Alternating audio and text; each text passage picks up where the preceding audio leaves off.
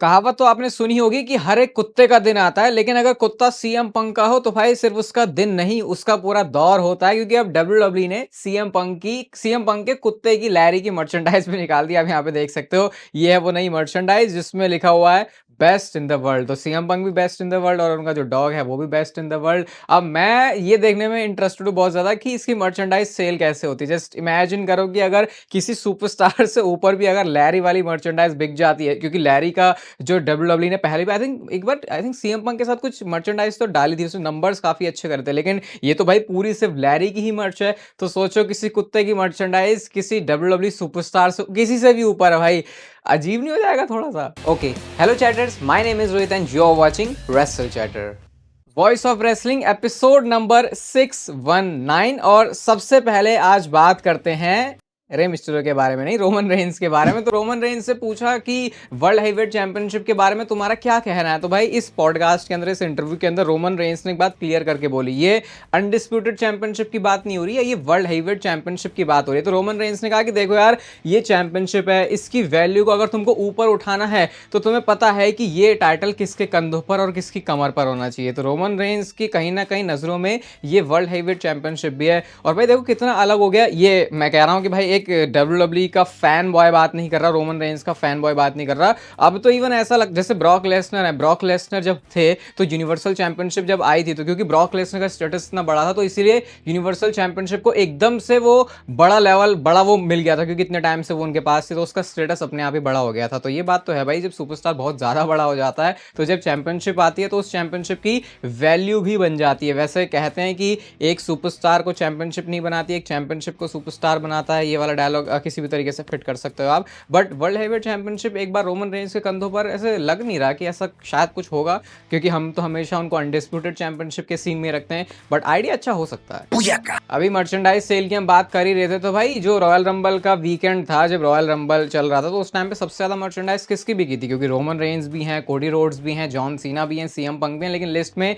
सबसे ऊपर जिस बंदे का नाम था वो है हमारे पुराने ओजी जॉन सीना का। उनकी मर्चेंडाइज सबसे ज्यादा बिकी है। अब तो मुझे ऐसा लगता है कि बराबर लेवल पे ही रखो भाई सबको। अब ऐसा नहीं है कि कोई बंदा कोई बहुत ज्यादा ही लीड लेता है, क्योंकि अगर कोई अच्छा डिजाइन और थोड़ी अच्छी भी हाइप हो जाती है तो वो बंदा भी टॉप पे आ जाता है। तो अब जॉन सीना के लिए भी उतना ईजी नहीं है इस बार की आए और उनकी मर्चेंडाइज हमेशा बिक रही है टॉप पे, क्योंकि पहले फासला बहुत ज्यादा रहता था, लेकिन अब लोगों ने थोड़ा अलग तरीके से डब्ल्यूडब्ल्यूई देखना शुरू किया। तो जरूरी नहीं कोई सुपरस्टार को स्टोर लाइन में बहुत तगड़ी बुकिंग मिल रही हो तभी उसकी मर्चेंडाइज बिकेगी। वैसे भी अगर लोगों को किसी को सपोर्ट करना होता है तो वो उसकी मर्चेंडाइज खरीद लेते हैं। वैसे भी शायद पहले कंपैरिजन में अब वहां के लोग ज्यादा डब्ल्यूडब्ल्यूई की मर्च खरीदते हैं। एक स्टैट देख रहा था मैं कि डब्ल्यूडब्ल्यूई शॉप के ऊपर भी जो रेवेन्यू है, जो प्रॉफिट है, वो पहले से कितना ज्यादा है। कल वीडियो में तो मैंने आपको बताया था कि क्या डब्ल्यूडब्ल्यूई ने बहुत पहले से प्लान किया था, कितना पहले से प्लान किया था कि जे उसो को जो है रॉयल रंबल का, वो रॉयल रंबल के विनर होने वाले हैं। लेकिन जे उसो को कब पता चला कि वो रॉयल रंबल जीतने वाले हैं? आप शॉक हो जाओगे बात सुन के। लेकिन पहले मैं आपको जे उसो की ना इंस्टाग्राम की स्टोरी दिखाता हूं। ये स्टोरी में देखो, अभी तक तो मेन इवेंट जे उसो थे, जे उसो, लेकिन अब वो हैं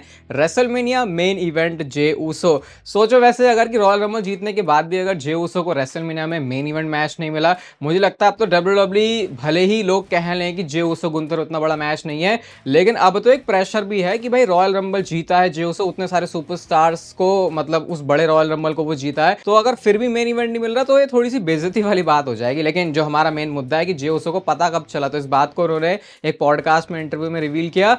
और भाई कुछ घंटों पहले ही खुद जे उसो को पता चलता है कि वो रॉयल रंबल जीतने वाले हैं। वो कहते हैं हाफ पे हो गया था दिन में, कुछ ही घंटे बचे हुए थे, और तब जाके मुझे बताते कि भैया तुम लास्ट 4 में हो, और फिर मेरे को पता चला कि भाई मैं रॉयल रंबल जीतने वाला हूं। तो जे उसो के लिए भी सोचो, मतलब मैं तो खुद ये सोचता हूँ कि जे उसो ने भी जब उस दिन सुबह उठोगे ये नहीं सोचा होगा कि आज मैं रॉयल रंबल जीतने वाला हूँ। तो अब सोचो लास्ट मोमेंट पर ही खुद जे उसो को पता चला, तो फिर ये डर्ट शीट्स के सहारे से या बातें लीक होना तो और भी कितना ज्यादा मुश्किल था। और शायद यही वो प्रोटोकॉल है जिसको फॉलो किया जा रहा है, ऐसी अंदर की बातें बाहर लीक ना हो, इससे बचने के लिए तो ट्रिपल एच कुछ तो खेला बढ़िया खेल रहे हैं कि बाहर उतनी बातें नहीं आ रही, और जो आ भी रही हैं या तो वो चेंज हो जा रही हैं या फिर वो फिर झूठ निकल जा रही हैं। देखो यार, तुम्हारा भाई भी एक बड़ा वाला रेसलिंग का पंडित तो है। कुछ दिन पहले मैंने आपको क्या बताया था कि ये रोमन रेंस की ये जो इंजरी अनाउंस हुई है, जो ब्रेक अनाउंस हुआ है, इस बार इसको आप थोड़े खुशी वाले वे में ले सकते हो, क्योंकि बंदा वैसे तो छुट्टी पे जाता ही है। अब इस बार ये बता के गए हैं तो ये स्टोरी लाइन का ही पार्ट है। तो पीडब्ल्यू इनसाइडर ने फर्दर इसके बारे में यह रिपोर्ट किया है कि ये जो डब्ल्यूडब्ल्यूई ने बताया है ये स्टोरी लाइन का ब्रेक ही है, क्योंकि इस वाले ब्रेक को डब्ल्यूडब्ल्यूई आगे यूज करने वाली रही है स्टोरी लाइन के अंदर। और जैसे मैंने आपको बताया था कि ये WWE ऐसे दिखा रही है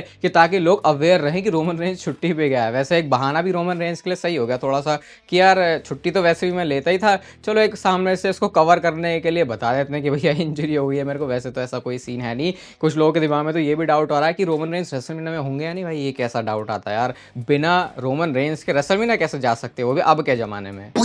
बड़ा ही पलटू किस्म का आदमी है यार ये सीएम पंक। कल सीएम पंक के बारे में आपको बताया था, कह रहे थे कि भाई अगर मेरे को रॉयल रंबल बुक करनी होती तो मैं क्या करता, मैं एंड में अपने आप को और जॉन सीना को रखता और फिर जॉन सीना मुझे एलिमिनेट करके रॉयल रंबल जीतता। तो ये तो बंदे ने केफेब कैरेक्टर ब्रेक करके बात करी, लेकिन केफेब में जब बंदा आ गया तो वो क्या कहता है, कह रहे हैं कि एलिमिनेशन चेंबर में मैं तो उतरने वाला हूं, लेकिन मुझे ये देख के अच्छा नहीं लगा कि भाई ये जॉन सीना को सीधा ही ऐसे मौका मिल गया। बंदा अपनी मूवी की शूटिंग करने के लिए जा रहा है और वो रॉयल रंबल के बाद एलिमिनेशन चेंबर के अंदर भी उससे तो कुछ करना भी नहीं पड़ा। तो सीएम पंक यही कह रहे हैं कि मुझे पता नहीं कि क्या मुझे जॉन सीना के साथ अब मैच मिलेगा भी, उसका वो आखिरी साल है, तो जो बेस्ट मार पिटाई सुताई है एलिमिनेशन चेंबर में मैं पूरी करने की कोशिश करूंगा जॉन सीना के लिए। तो ये ऑलरेडी बिल्ड करना इसको शुरू कर चुके हैं।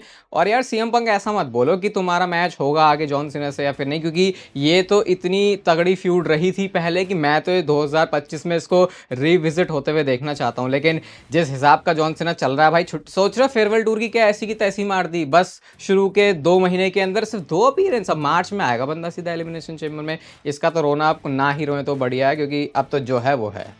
कल परसों मैंने आपको बताया था कि डेव मेल्टजर जिन्होंने सबसे पहले बात बताई थी, जिनके ऊपर किसी ने यकीन नहीं किया था कि रॉयल की रेसलमेनिया में रॉक नहीं होने वाले, तो अब उन्होंने ही उसके बाद आगे कुछ बोला है। वैसे उसी का ये पार्ट था, मेरे से मिस हो गया। वो ये भी कहते हैं कि क्या पता रॉक ऐसा भी कर ले कि क्योंकि अब ये चीजें बाहर आ चुकी है, हर किसी को पता चल गया है कि रॉक नहीं आएगा, तो क्या पता अब वो उस चक्कर में रेसलमेनिया में आ जाए। देखो ये तो पता नहीं उन्होंने ज्यादा सीरियस होकर बोला है, सार्कास्टिक वे में बोला है, लेकिन मेल्टजर की शब्दों के ऊपर भी अब थोड़ा सा तो भाई वो मतलब जैसे पहले लोगों ने उनको बिल्कुल दरकिनार कर दिया था कि यार ये तो पुराना वाला वो था इनसाइडर, अब तो इसकी बातें सही होती भी नहीं है। लेकिन ये बात तो बिल्कुल एक्यूरेटली उन्होंने पकड़ी, वो भी इतनी बड़ी बात जिसके ऊपर कोई भी बिलीव नहीं कर रहा था। तो यार चलो गुस्से में ही सही रॉक अगर आ जाएंगे तो सही हो जाएगा। एक सही बात बताना, ऐसा ये मेरे को ही फील हो रहा है, आपको भी ये नहीं कह रहा कि रेसलमेनिया की हाइप खत्म हो गई है, लेकिन थोड़ा सा कम फील हो रहा है। अब मैं शायद ये भी नहीं बोलूंगा कि वो सिर्फ रॉक की वजह से है, पता नहीं मुझे ऐसा क्यों लग रहा है कि कुछ मैचेस WWE ने मजबूरी में बुक करने पड़ रहे हैं उनको रेसलमेनिया में। ओरिजिनली कुछ ऐसा प्लान था नहीं, बट अगेन लेकिन वो सारी चीज़ें एकदम से तब भी चेंज हो सकती है जब उन मैचेस की स्टोरी लाइन हमको एक्चुअल में दिखेगी।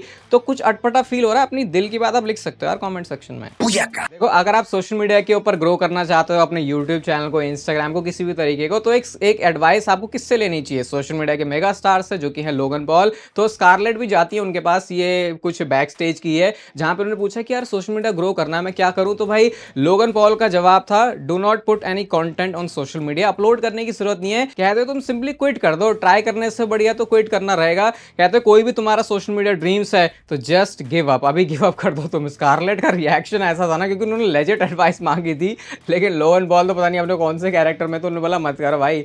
कहीं लोगन पॉल ये तो नहीं सोच रहे कि भाई मैं तो चल गया सोशल मीडिया, सब दूसरा कोई बंदा नहीं चलना चाहिए जो कि WWE के अंदर हो। वैसे एक पूरा एक व्लॉग भी डाला लोगन पॉल ने, काफी सारी बिहाइंड द सीन चीज़ें पता चली हमको वहाँ से। लोगन पॉल के ब्लॉग से वैसे पता चल जाती है चीज़ें। तो कैरेक्टर तो भाई बंदा अपना हर जगह ही प्ले कर रहा है। उसी ब्लॉग में बोलते भी हैं कि सीएम पंक ने मेरे बारे में क्या बोला था कि कम से कम, केविन ओवेंस को बोला था ना कि कम से कम मैं लोगन पॉल से तो नहीं हारा, आज मेरे बस में होगी तो मैं उसे एलिमिनेट करूंगा, और बाद में उन्होंने एलिमिनेट कर भी दिया। उस ब्लॉग का पार्ट था वैसे लोगन पॉल सीएम पंक। अब तो भाई कर दो ये, अभी तो खैर आगे टाइम भी है काफ़ी, तो जब तक रिटायरमेंट नहीं है एक मैच तो बनता है वैसे इनके बीच में, दोनों का प्रोमो वक्त देखने में मजा आएगा। जितनी ज्यादा कन्फ्लिक्टिंग चीजें एलेक्सा ब्लिस के बारे में रिसेंटली आई हैं, आई थिंक रॉक से भी ज़्यादा मैं इसको बड़ा रखूंगा, क्योंकि पहले पता चला वो आएंगी, फिर पता चला नहीं आएंगी, फिर उसके बाद वो सही में आ गई रॉयल रंबल के अंदर। अब जो उनकी लिली है जो कि थोड़ा सा चेंज अपने नए अवतार में आई है, उसकी आंखों में फैंस ने नोटिस किया कि 6 लिखा हुआ है। तो क्या है, वाइट 6 के 6th मेंबर हैं, जो कि 5 ही मेंबर हमको अभी तक पता चले हैं। और साथ में एलेक्सा ब्लिस को, जैसे मैंने आपको बताया था कि वो मंडे नाइट रॉ का पार्ट होंगी, अब प्लान्स में चेंजेस है और उनको भेजा जा रहा है स्मैकडाउन ब्रांड के ऊपर। तो अब मैं जो अपना यहाँ से दिमाग चला रहा हूँ वो यही चल पा रहा है कि क्योंकि वाइट 6 स्मैकडाउन के ऊपर हैं, एलेक्सा ब्लिस भी वाइट 6 की स्टोरी लाइन का पार्ट होंगी। तो जो ओरिजिनली उनको मंडे नाइट रॉ पर प्लान किया था, अब उनको भेजा जाएगा स्मैकडाउन ब्रांड के ऊपर। मैं तो वैसे बोल ही रहा हूं, मैं चाह रहा था कि सेपरेट स्टोरी लाइन चले, लेकिन अब WWE का एलेक्सा ब्लिस को वाइट 6 के साथ ही लेके जाने का प्लान है। अब तो एक क्लियर लग रहा है। देखो WWE का इंडिया में भी नेटफ्लिक्स वाला मूव होने वाला है। अलग अलग वीडियोस के अंदर मैंने आपको बताया कि कैसे ये एक बहुत बड़ी चीज हो सकती है। अलग एक सेपरेट वीडियो के अंदर मैंने आपको अच्छे से बात करी कि कैसे नेटफ्लिक्स का तरीका, जो उनके तौर तरीके वो बिल्कुल अलग हैं।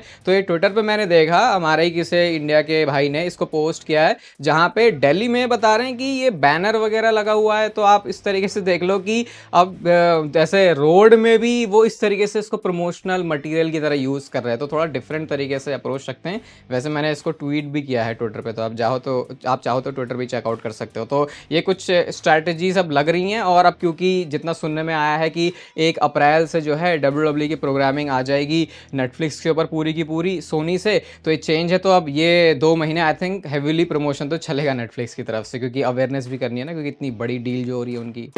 सपने देखना बहुत अच्छा लगता है ना, और सपने वो वाले नाइटमेयर वाले नहीं, वो अच्छे अच्छे वाले। तो ये ट्वीट किया एक बंदे ने, जहाँ पे वो लिख रहे हैं I don't want let go, heart break emoji, रोने वाली इमोजी, और 4 वो फोटोज पोस्ट करी, जो कि ओरिजिनली सबको लग रहा था कि रेसलमेनिया में मैच होगा रॉक वर्सेस रोमन रेंज से, तो सबका ही दिल टूटा। Cody Rhodes versus Randy Orton, इतने टाइम से WWE इनकी फ्यूड प्लान कर रही थी, पता नहीं वो कहाँ चले, रैंडी ओटन ही गायब है। CM Punk versus Seth Rollins match उन्होंने रॉ में ही कर दिया, और Gunther versus John Cena. Gunther versus John Cena, वैसे मैं इसमें इतना नहीं इंटरेस्टेड होता अगर WWE ने इसको ओरिजिनल प्लान भी किया था तो, क्योंकि मैं तो भाई अलग ही सपने सजा के बैठा था कि John Cena versus Randy Orton भी हो सकता है। बट हाँ, सबसे ज़्यादा हार्ट ब्रेकिंग तो है कि रोमन वर्सेस रॉक नहीं हो रहा। तो अभी भी थोड़ा सपनों कोई लिख रहा था मल्टीवर्स में इस समय ये चल रहा होगा, क्योंकि एक्चुअल WWE की स्टोरी लाइन में तो आपको पता ही है कि गाड़ी कुछ अलग ही दिशा में चलने लग पड़ी है। चलो जी, अगला जो प्रीमियम लाइव इवेंट है वो एलिमिनेशन चेंबर है। रेसलमेनिया से पहले WWE का आखिरी PLE, तो उसके जो मैच है एलिमिनेशन चेंबर वाला, 2 बंदे तो हमको पता चल चुके हैं, सीएम पंक और जॉन सीना।